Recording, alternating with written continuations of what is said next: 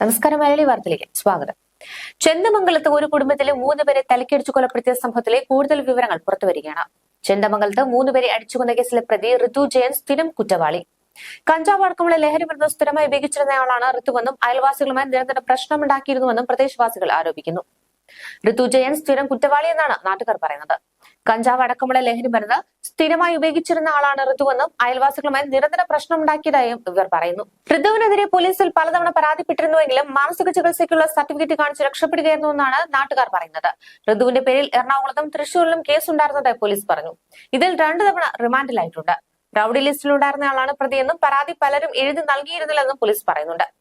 ബംഗളൂരുവിൽ ജോലി ചെയ്യുന്നതായി പറഞ്ഞ ഋതു 2 ദിവസം മുൻപാണ് നാട്ടിലെത്തിയത്. വ്യക്തിവൈരാഗ്യം മൂലമാണ് പ്രതി ക്രൂരമായ കൊലപാതകം നടത്തിയെന്നാണ് പോലീസിന്റെ പ്രാഥമിക നിഗമനം. കൊലപാതകത്തിന് ശേഷം ജിതിന്റെ ബൈക്ക് എടുത്താണ് ഋതു ഇവിടെ നിന്ന് രക്ഷപ്പെടാൻ ശ്രമിച്ചത്. ഇയാൾക്കെതിരെ സമീപവാസികളെ വീട്ടുകാർ അടുത്തിടെ നൽകിയ 5 പരാതികളാണുള്ളത്.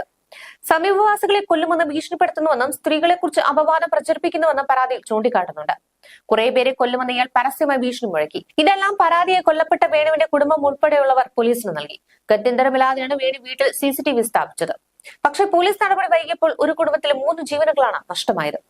പോലീസ് സമയത്ത് ഇടപെട്ടിരുന്നുവെങ്കിൽ ഈ അവസ്ഥ വേണുവിന്റെ കുടുംബത്തിന് വരില്ലായിരുന്നു എന്നാണ് വേണുവിന്റെ വീടിന്റെ എതിർവശത്ത് താമസിക്കുന്ന കുളങ്ങര കാട്ടുപറമ്പിൽ വീട്ടിൽ സുഭാഷ്, ഭാര്യ ധന്യ എന്നിവർ പറയുന്നത്.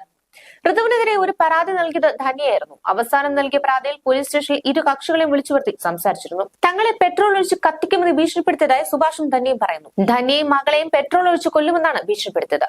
സമീപ വീടുകൾക്കെല്ലാം ഇയാൾ നിരന്തര ശല്യമായിരുന്നു. രാത്രി വീടുകളിൽ വന്ന് ജനലിൽ അടിച്ചും ഗേറ്റിൽ ചവിട്ടിയും അസഭ്യം പറഞ്ഞും ഇയാൾ ശല്യപ്പെടുത്തിയിരുന്നു. ധന്യയെ കുറിച്ച് നാട്ടിൽ അപവാദം പ്രചരിപ്പിച്ചു. ധന്യയുടെ ഫോൺ നമ്പർ പലർക്കും കൊടുത്തു. കൊല്ലപ്പെട്ട വിനീഷയുടെ നമ്പറും പലർക്കും കൊടുത്തു. 3 തവണ ഇയാൾക്കെതിരെ വടക്കേക്കര സ്റ്റേഷനിൽ പരാതി നൽകിയിരുന്നുവെന്നും ഇരുവരും പറയുന്നു. പ്രതി ഋതുവും കൊല്ലപ്പെട്ട വേണുവിന്റെ കുടുംബവും തമ്മിൽ കൊലപാതകത്തിന് തൊട്ടു മുമ്പ് വീട്ടിൽ വളർത്തുന്ന നായയെ ചൊല്ലി തർക്കം നിലനിന്നിരുന്നു എന്നാണ് വിവരം. വേണുവിന്റെ വീട്ടിലെ നായ തന്റെ വീട്ടിലേക്ക് വന്നിരുന്നുവെന്ന് പറഞ്ഞാണ് ഋതു ഇവരുടെ വീട്ടിലെത്തിയത്.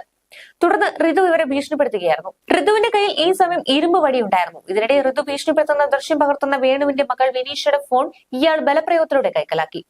ഇതിന് പിന്നാലെയായിരുന്നു കൊലപാതകം. കയ്യിൽ കരുതിയിരുന്ന ഇരുമ്പ് വടി കൊണ്ട് വേണു, ഭാര്യ ഉഷ, മരുമകൻ ജിതിൻ, മകൾ വിനീഷ എന്നിവരെ ഋതു തലക്കിടുകയായിരുന്നു. ജിതിൻ ഒഴികെ 3 പേരും സംഭവ സ്ഥലത്ത് വെച്ച് തന്നെ മരിച്ചു. വീട്ടിലുണ്ടായിരുന്ന ജിതിന്റെ കുട്ടികളെ ഇയാൾ ഉപദ്രവിച്ചിരുന്നില്ല.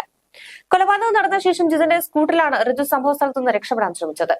എന്നാൽ ആ വഴി വന്ന വടക്കേക്കര പോലീസ് സ്റ്റേഷനിലെ ഉദ്യോഗസ്ഥർ സ്ഥിരം കുറ്റവാളിയായി ഋതുവിനെ കാണുകയും പന്തികേട് സംശയിച്ച് നടത്തിയ ചോദ്യം ചെയ്യലിൽ കൊലപാതക വിവരം പുറത്തുവരികയുമായിരുന്നു. കൊല്ലപ്പെട്ടവരെയും പരിക്കേറ്റ ജിതിനെയും ആശുപത്രിയിൽ കൊണ്ടുപോകാൻ വീട്ടിൽ കയറിയ നാട്ടുകാർ കണ്ടത് രക്തമരവിക്കുന്ന കാഴ്ചകളായിരുന്നു. വീടിന്റെ അകം നിറയെ രക്തം തളം കെട്ടി കിടക്കുകയായിരുന്നു. പ്രതി വീട്ടിൽ അതിക്രമിച്ചു കയറുമ്പോൾ വിനീഷ സുഖമില്ലാതെ കിടക്കുകയായിരുന്നു. ഗ്രഹനാഥനായ വേണുവും ശാരീരിക അസ്വസ്ഥതയെ തുടർന്ന് കുറെ ദിവസമായി കിടപ്പിലായിരുന്നു. ജിതിൻ 2 മാസം മുൻപാണ് ഗൾഫിൽ നിന്ന് മടങ്ങി വന്നത്. ന്യൂസ് ഡെസ്ക് മലയാളി വാർത്ത.